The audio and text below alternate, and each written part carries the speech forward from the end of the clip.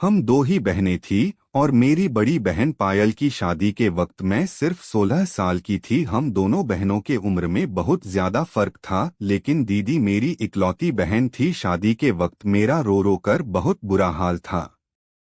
मेरे जीजाजी ने अपनी दीदी की विदाई के समय मुझे अपने पास बैठाया और प्यार से मेरा हाथ पकड़कर कहने लगे, माही रोने की क्या बात है, साली तो आधी घरवाली होती हैं, तो तुम्हारा जब दिल चाहे हमारे घर चली आना। उनकी ये बात सुनकर मैं खुश हो गई। दीदी शादी करके दूसरे शहर गई थी। जीजाजी कहने लगे, जब भी तुम अपनी बहन के पास आओगी मैं खुद तुम्हें अपना शहर घुमाऊंगा। दीदी तो विदा होकर चली गई, लेकिन मेरे दिल में यह अरमान जाग उठा था कि मैं कब अपनी बहन के घर जाऊंगी और खूब मजे करूंगी।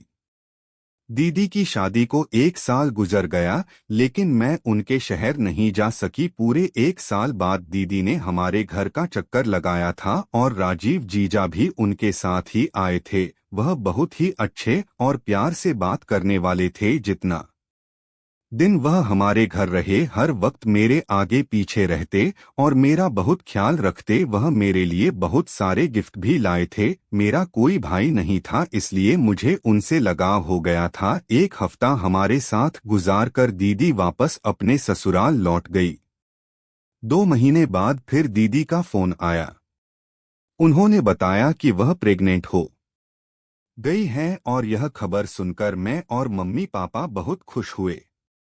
बहुत दिन के बाद हमारे घर ऐसी कोई खुशी की खबर आई थी, लेकिन दीदी बहुत ज्यादा परेशान थी और मम्मी से कह रही थी कि वह अकेले दूसरे शहर में इस हालत में नहीं रह सकती है, क्योंकि उन्हें बहुत ज्यादा उल्टी और चक्कर आ रहे हैं और डॉक्टर ने उन्हें आराम करने को कहा है। यह सुनकर मम्मी भी बहुत ज्यादा परेशान हो गई। मेरी बड़ी बहन तो मम्मी की जान में बसती थी। मम्मी ने उसे हमारे घर आकर रहने को कहा तो कहा, वह कहने लगी कि राजीव उसे छोड़ने को तैयार नहीं है। डॉक्टर ने लंबा सफर करने को मना किया है। अगर दीदी आ भी जाती है तो राजीव जीजा और उनके पापा को डोट बहुत परेशानी होती है। वैसे भी 1-2 महीने की बात नहीं थी, अभी तो पूरे 9 महीने बाकी थे। दीदी की बात सुनकर मम्मी ने कहा, तुम फिक्र ना करो, मैं माही को तुम्हारे पास भेज देती हूँ।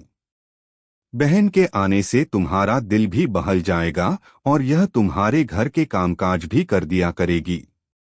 मम्मी की बात सुनकर दीदी खुश हुई और कहने लगी, माही को अकेले ना भेजना। राजीव को मैंने कहा है, वह लेने के लिए आ जाएंगे। मैं तो कब से इस मौके की तलाश में थी और न जाने कितनी बार दुआ मांग चुकी थी, इसलिए फौरन ही खुशी खुशी अपना सामान बांध लिया। मौसी बनने की खुशी तो अलग ही होती है। 3 दिन बाद ही जीजाजी मुझे लेने के लिए आ गए और मैं उनके साथ अपनी बहन के पास दूसरे शहर आ गई। दीदी के ससुराल में सिर्फ एक ससुर और जीजाजी ही थे, इसलिए मुझे यहाँ रहने में कोई परेशानी नहीं होने वाली थी, कोई झंझट नहीं थी। दीदी मुझे देखकर बहुत खुश हुई थी। उसने पहले से ही मेरी पसंद का खाना बना रखा था। मुझे रहने के लिए अपने सामने वाला कमरा भी दे। बीमार आदमी थे, मुझे देखकर अजीब अजीब बातें करने लगे। उनकी बातें मेरी समझ से बाहर थी। दीदी मेरा हाथ पकड़कर मुझे कमरे से बाहर ले आई और कहने लगी कि उनके ससुर बहुत सालों से बीमार है, इसीलिए अक्सर उल्टी सीधी बातें करते हैं। आगे से उनके कमरे में जाने की जरूरत नहीं है। दीदी के ससुर उनकी शादी में भी तबीयत ठीक ना होने की वजह से वह ज्यादातर बिस्तर पर लेटी रहती थी। सारा घर मैंने संभाल लिया था, लेकिन फिर एक दिन कुछ ऐसा हुआ कि मेरे रोंगटे खड़े हो गए। रात के खाने के बाद किचन साफ करके मैं अपने कमरे में आई तो मैंने सोचा कि नहा धोकर सोती हूँ। गर्मी बहुत ज्यादा थी और मैं पसीना पसीना हो गई थी। मैं